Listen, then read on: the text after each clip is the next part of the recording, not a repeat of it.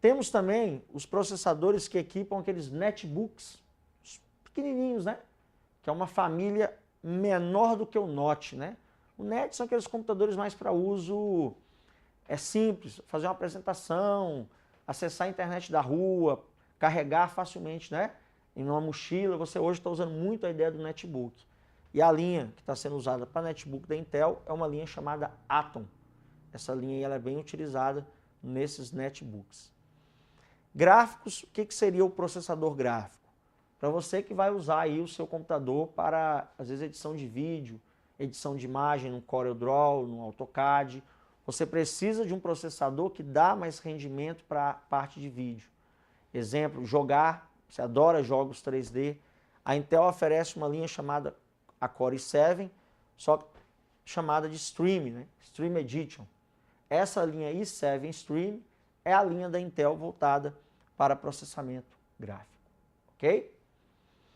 E os servidores? Servidores eu posso dizer que são aqueles computadores de grande porte, computadores que vão servir uma rede.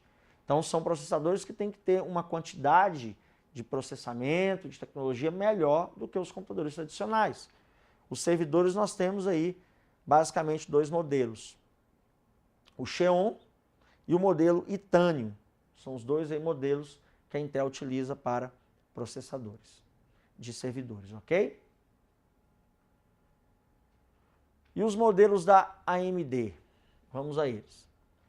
O básico, que você viu no da Intel, nós temos a linha Sempron.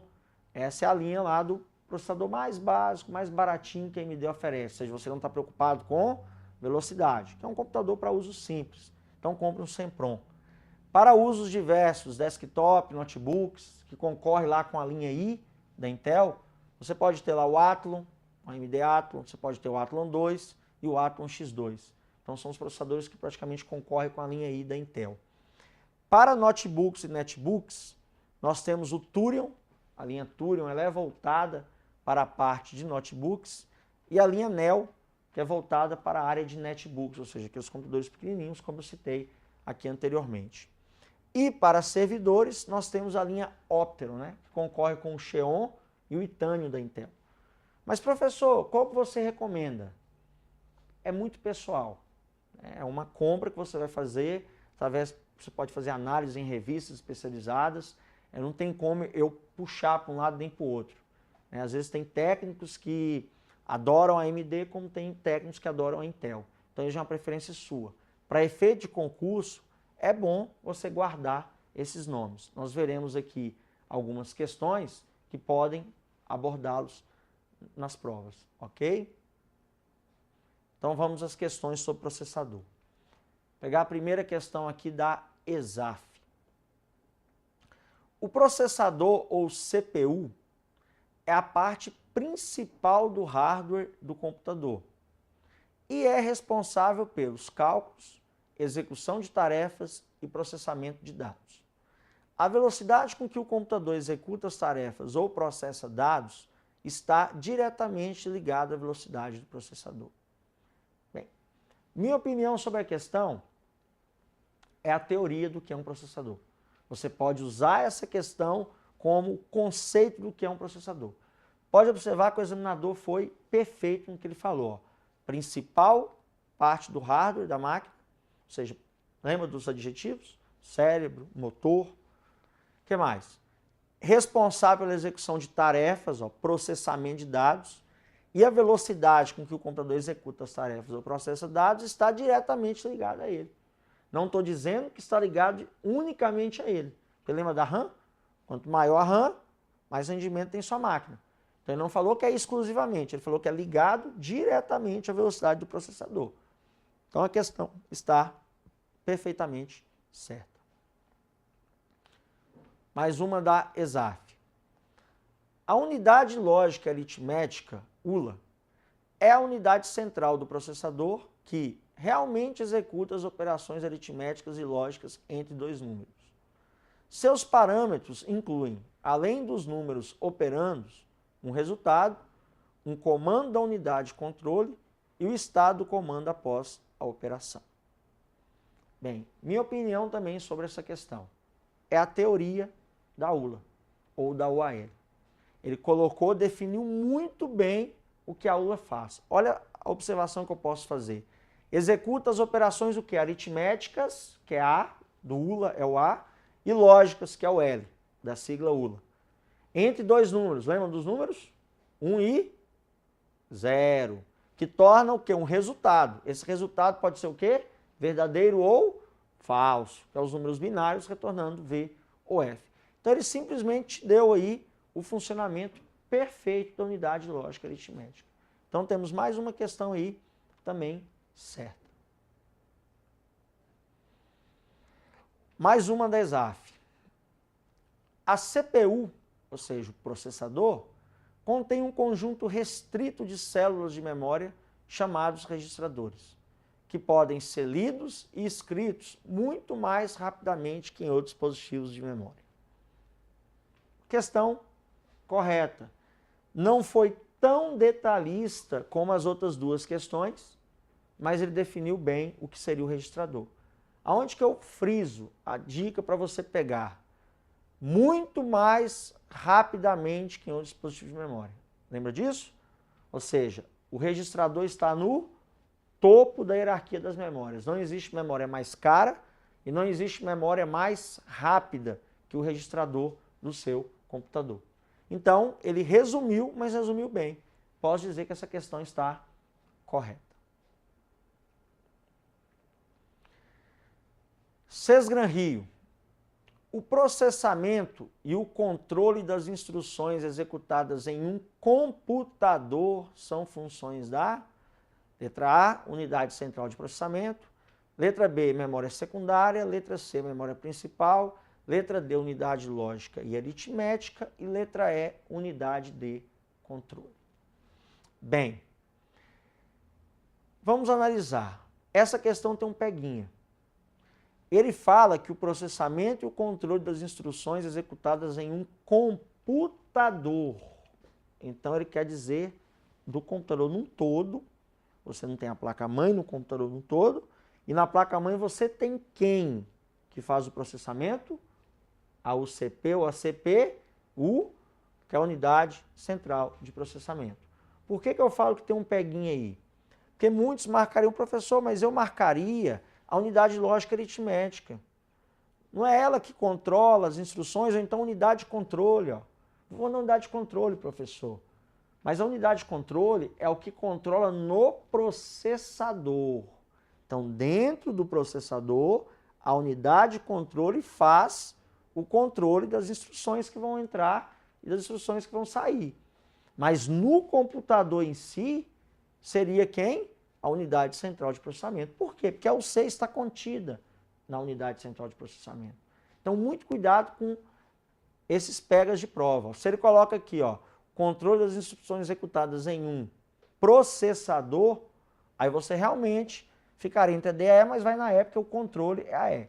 A unidade lógica aritmética é apenas que faz a lógica e os cálculos do seu processador. Bacana? Questão bem interessante aí da Cesgran Rio. Fundação Carlos Chagas.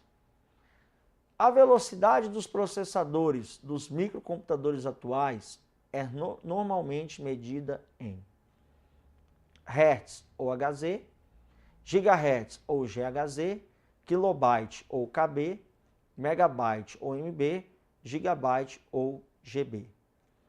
Bem, pelo que nós vimos, velocidade medida é calculada em Hz, que nós conhecemos como Hertz. Então seria o que? Letra A? Não. Isso é uma questão típica da Carlos Chagas.